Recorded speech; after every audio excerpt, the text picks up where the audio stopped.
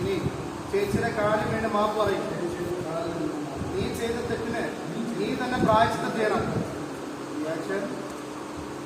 നീ എന്റെ ചേച്ചിയുടെ മനസ്സ് വശിച്ചു. എന്റെ ചേച്ചിയെ നോവിക്കുന്നത് ആരായാലും എനിക്കത് സഹിക്കാൻ പറ്റില്ല. അതിന് ഇതൊന്നും അപേക്ഷിച്ചിട്ട് പറഞ്ഞില്ലേ? നീ അത് കേട്ടിട്ടുണ്ടാവില്ല. അല്ലെങ്കിലും നീ ഇവിടെ ഇവിടെ ആണല്ലോ.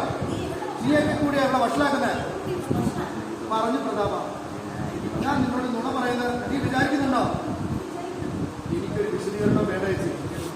ഇവിടെ കാലി വീണ് മാപ്പ് പറയണമെന്ന് ഞാൻ ആവശ്യപ്പെട്ടിട്ടുണ്ടെങ്കിൽ അത് നടന്നിരിക്കും. എന്താ മടിക്കുന്നത്?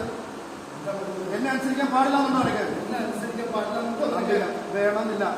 പോട്ടെ, കുട്ടികളല്ലേ, മാറി തിരിച്ചിട്ടല്ലോ, അത് മതി. അത് പോരാ. ഇവൾ എന്റെ മകളാണെങ്കിൽ ഞാൻ പറയുന്ന അനുസരിച്ചിരിക്കും. Just move.